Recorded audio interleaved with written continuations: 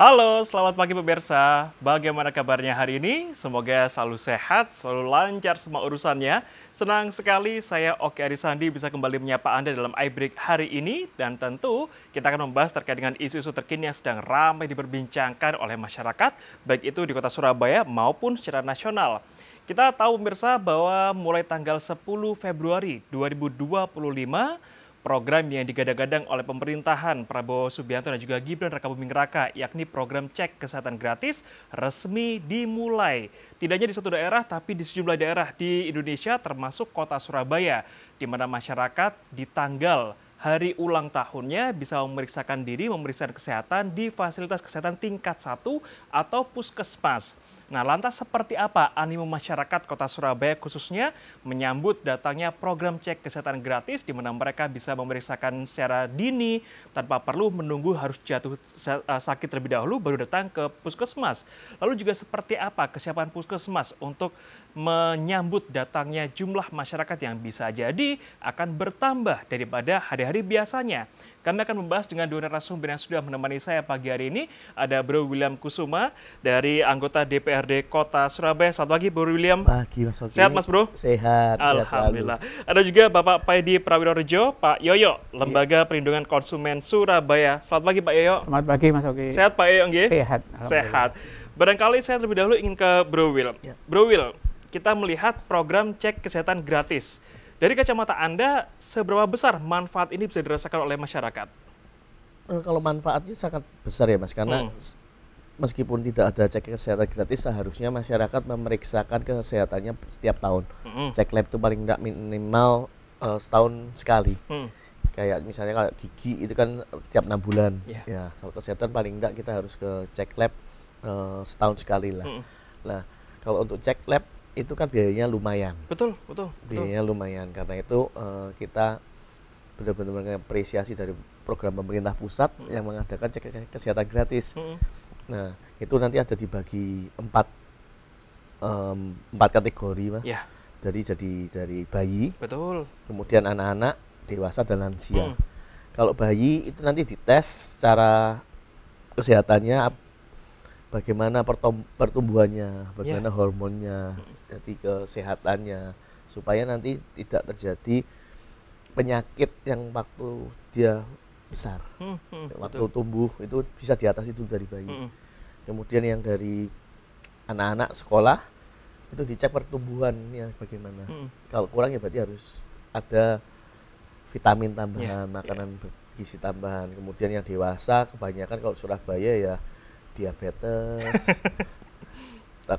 darah tinggi gitu. Kemudian ada lagi yang lansia, itu memang untuk mencegah atau untuk mencegah stroke misalnya gitu. Dan ada 4 bagian ini. Kemudian masyarakat bisa punya waktu 30 hari sejak ulang tahun, misalnya ulang tahunnya tanggal 1 ya. Itu tidak harus tanggal 1, tidak apa-apa, bisa sampai tanggal 30. Yang penting 30 hari ke depannya itu bisa cek gratis dan di puskesmas. Nah, itu informasi yang penting juga, ceknya di puskesmas bukan di rumah sakit. Nanti kalau ke rumah sakit pasti dikembalikan lagi ke puskesmas. Gitu. Siap. Jadi seperti yang dikatakan Bro Will, bahwa memang seyogianya, sewajarnya setiap manusia atau setiap masyarakat ini perlu rasanya memeriksakan kesehatannya sedini mungkin sebelum jatuh sakit, untuk cek lab minimal setahun sekali, cek gigi 6 bulan sekali. Namun kita tahu bahwa tidak semua masyarakat bisa mengakses tersebut. Nah, untuk itu dari pemerintahan Prabowo Gibran ini menyediakan program cek kesehatan gratis yang menyasar sekitar 280 juta masyarakat, baik itu dari berbagai kelas untuk bisa memeriksakan kesehatannya secara dini. Pak Yoyo, kalau dari kacamata Anda sebagai yang dekat dengan konsumen, Lembaga Perlindungan Konsumen, seberapa besar manfaat dari program cek kesehatan gratis untuk pemerintahan Prabowo Gibran? Ya, saya kira sangat bermanfaat untuk masyarakat ya, tapi mestinya pemerintah kota Surabaya harus punya langkah taktis strategis bagaimana mensikapi ini. Karena terus terang kalau dari sisi normatif saya lihat sebenarnya masih amburadul. Surabaya itu nggak punya perda kesehatan. Jadi mestinya padahal kesehatan itu mulai dari langkah preventif, kemudian langkah edukatif, langkah promotif dan macam-macam ya. Itu harus dilakukan. Nah, mestinya itu dilakukan. Contoh misalnya terkait masalah makanan. Makanan mulai bayi, mulai anak-anak, mulai remaja, mulai orang tua kan tidak sama. Nah, itu harus diakomodir. Nah, ini yang teman-teman DPR nanti yang harus betul-betul mensikapi agar wali kota itu tidak hanya melakukan langkah-langkah teknis. Kalau langkah teknis ada petunjuk itu semuanya gampang, itu bisa dilakukan. Tapi bagaimana visi misi jangka pendek, jangka menengah, jangka panjang, sehingga apa? Bermanfaat untuk masyarakat ke depan. Itu yang harus dilakukan. Dan sampai saat ini menurut kacamata kita ya, karena meskipun pelayanan baik ya, di puskesmas baik, macam-macam baik ya, tapi kemudian ada penyimpangan itu kan masalah kasuistis. Nah, itu harus ada langkah konkret untuk mensikapi, mensiasati dan membuat langkah konkret sehingga bermanfaat untuk masyarakat dan berkesinambungan. Ini harus dilakukan. Nah, saya kan ini belum dilakukan oleh Eri Cahyadi dan Armuji. Oke, belum apa-apa Bro Will sudah langsung ditembak nih sama Pak Yoyo ini soal perda kesehatan. Gimana Bro? Ya, kalau secara undang-undang kesehatan kan ada, seharusnya memang ada turunannya. Tapi nanti dicek dulu apakah seperti yang Pak Yoyo katakan sudah ada perdanya atau saya harus cek dulu. Kadang-kadang di pemerintah kota Surabaya itu dipecah-pecah gitu. Ya. Apakah nanti dijadikan satu, nanti harus dicek dulu. Tapi lebih baiknya memang jadi satu. Jadi tidak kalau perdanya banyak macam-macam tentang kesehatan A, B dan lain-lain itu kadang-kadang itu bisa bertentangan satu yang sama lainnya, bisa tabrak atau ada celah-celah yang tidak di cover oleh dua-dua perda.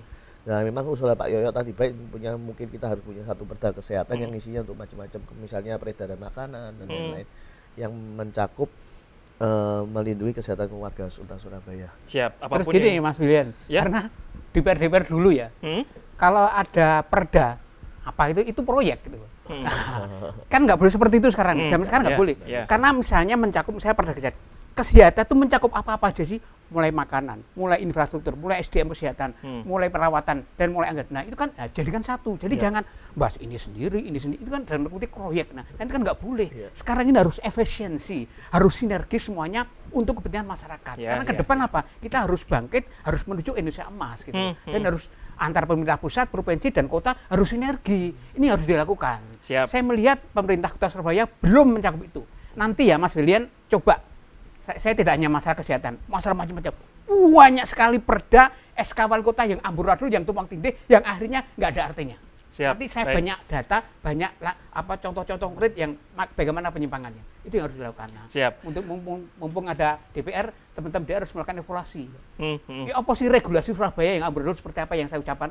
Buktikan. Oke, tampaknya Pak Yoyo sangat mengelami betul bagaimana instruksi Presiden terkait dengan efisiensi anggaran, di mana kawan-kawan anggota Dewan mungkin tidak hanya di Kota Surabaya, tapi juga dimanapun, bahkan DPR RI yang biasanya membahas terkait dengan satu perda atau perpu ini hanya satu bagian. Nah, tampaknya di efisiensi anggaran ini harus langsung dilakukan menyeluruh dalam satu hari, supaya ya dalam satu hari bisa mengebut lah, tidak hanya satu perda saja, tapi bisa 2, 3, 4, atau bahkan beberapa pun itu.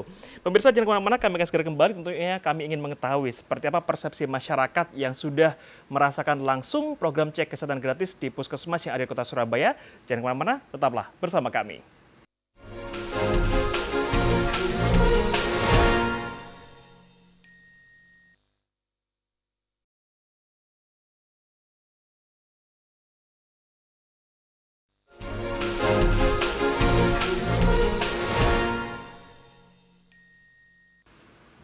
Pemirsa, Anda kembali bersama kami di iBreak. Tadi sudah mengetahui bagaimana dari kacamata Bro William sebagai anggota Dewan dan juga Pak Yoyo dari Lembaga Konsumen Masyarakat menanggapi terkait dengan seberapa besar manfaat yang bisa didapatkan oleh masyarakat dari program cek kesehatan gratis. Nah, kini saya ingin tahu, Pak Yoyo, persepsi masyarakat soal puskesmas sejauh ini bagaimana? Karena barangkali kalau saya berselancar di internet, kadang masyarakat menilai puskesmas ini petugasnya kurang ramah, petugasnya kurang tanggap, mereka kurang puas berobat ke sana. Apalagi sekarang harus ada program cek kesehatan gratis. Bisa jadi pasiennya bertambah. Nah, persepsi masyarakat sejauh itu seperti apa, Pak? Kalau puskesmas ini ya sebenarnya kan baik, karena sekarang sudah terbukti puskesmas itu di hampir semua kecamatan ada Surabaya, semua kecamatan. Tapi yang terpenting sebenarnya dari sisi SDM, dari SDM mulai dari spesialis, dokter umum macam-macam itu kan harus ada, harus memenuhi. Bahkan di Surabaya itu ada beberapa puskesmas yang ada rawat inapnya. Yang kedua terkait masalah pelayanan. Pelayanan ini mestinya mulai dari parkir, mulai dari toilet, mulai dari antrian itu harus betul-betul tertata. Contoh misalnya untuk antrian lansia, untuk yang online, untuk yang anak-anak itu harus tertata sehingga tidak amburadul. Nah, yang sekarang ini kalau ada masalah mesti terjadi sehingga tertunda macam-macam. meskipun ada penanganan ya, ada penanganan pasti. Karena saya yakin kalau puskesmas sekarang tidak ada puskesmas yang melantarkan masyarakat, tidak ada. Tapi ya paling nggak lebih efektif, lebih efisien. Karena apa? Kita ini dipicu, apalagi Kota Surabaya sebagai barometer Indonesia ya. Ini harus dipicu bagaimana memberikan pelayanan terbaik di bidang kesehatan kepada masyarakat. Itu. Yang ketiga, lansia. Saya melihat lansia itu di puskesmas itu ya kurang optimal. Karena mestinya ya, contoh misalnya di lansia itu misalnya ada kursi roda, ada apa kan, tidak semuanya memenuhi syarat itu.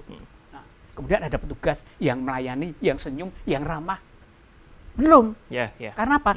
Pada hari-hari tertentu itu tidak dilakukan seperti itu. Parkir kadang bayar kok. Nah, itu kan nggak boleh di area kantor, apalagi puskesmas langsung dengan bersentuhan dengan masyarakat, bayar 2.000, bukan masalah 2.000-nya, uangnya itu lari kemana? Ayo nanti kita uji. Sekarang parkir puskesmas itu larinya kemana sih?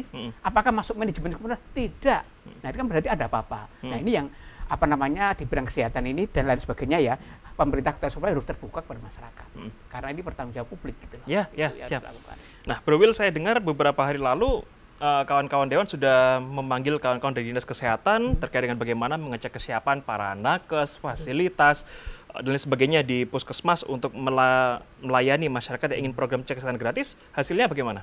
Ya, di periode yang baru ini, Mas Oki, kita panggil mereka semua karena teman-teman kan juga baru di Komisi D. Kita mulai juga menata dengan kita ingin semua puskesmas sekarang yang jadi yang profesional yang baik, karena keluhan sangat banyak sekali.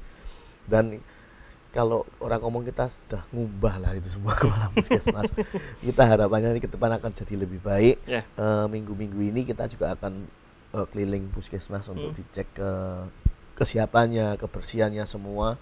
Karena di kami, di Komisi D sekarang kita banyak sekali praktisi kesehatan juga.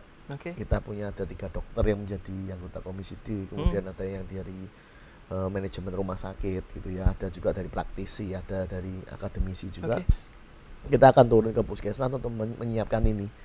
Benar tadi yang dikatakan Pak Yoyo bahwa kita ada 63 puskesmas se-Surabaya, dan itu bisa untuk CKG.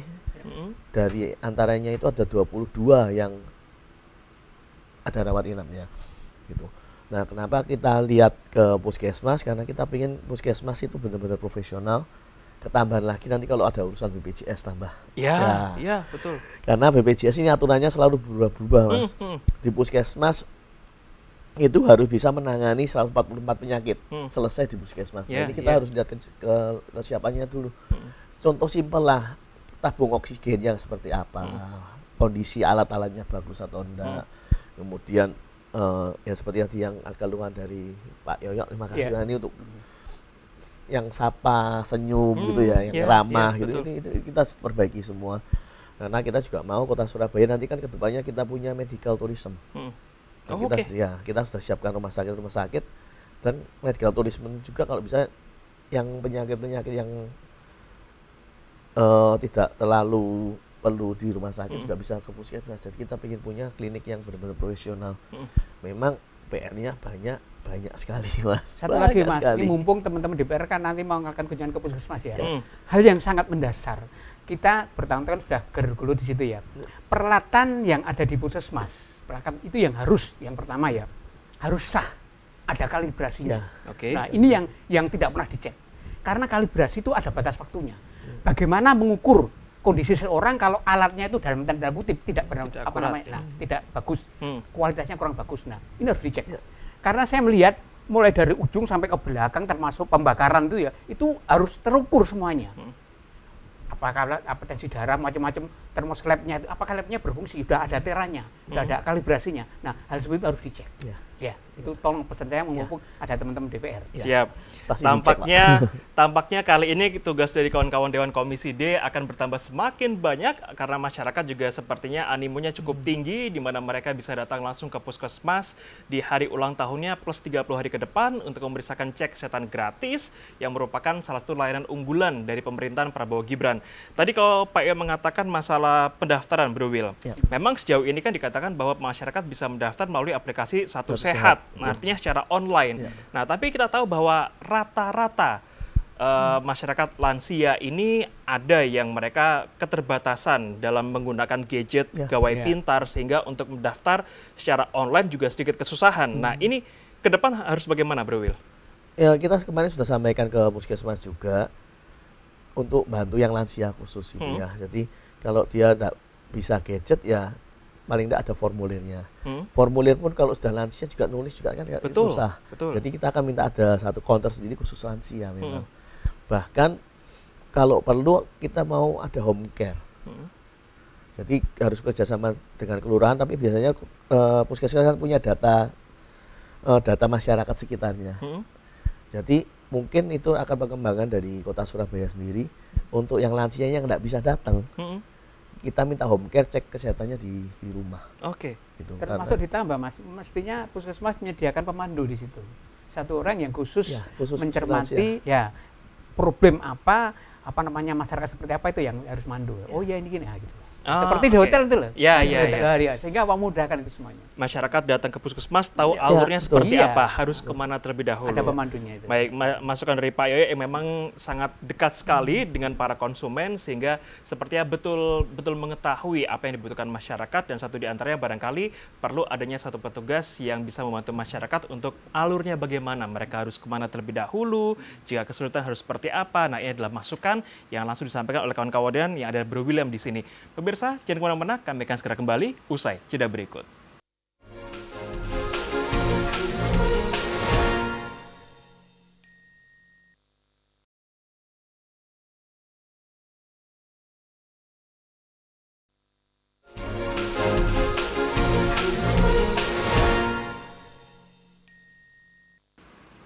Terima kasih pemirsa, Anda masih bersama kami di iBreak. Saya masih ditemani oleh Bro William dan juga Pak Yoyo. Kita membahas terkait dengan bagaimana persiapan puskesmas di Kota Pahlawan, Kota Surabaya dalam menyambut animo masyarakat yang begitu luar biasa untuk bisa merasakan layanan dari cek kesehatan gratis dari pemerintah pusat, pemerintah Prabowo Gibran. Bro Will, kalau tadi Anda mengatakan bahwa masyarakat perlu rasanya untuk memeriksakan kesehatan secara dini, biasanya tradisi itu adalah dimiliki oleh masyarakat yang menengah ke atas yang memang memiliki alokasi khusus. Sementara masyarakat ke bawah ini cenderung mereka datang ke puskesmas dalam kondisi sudah sakit duluan, bukan untuk mencari tahu penyakitnya. Nah, artinya perlu ada perubahan pola pikir dalam masyarakat bahwa mereka harus ke puskesmas tanpa perlu harus sakit terlebih dahulu. Nah, bagaimana kawan-kawan Dewan bisa mendorong masyarakat supaya bisa menanamkan pola pikir itu? Nah, pertama dengan adanya program ini itu suatu langkah awal yang baik dari pemerintah pusat juga. Jadi orang tidak sakit pun kalau dia ulang tahun dia pasti langsung cek kesehatan gitu ya.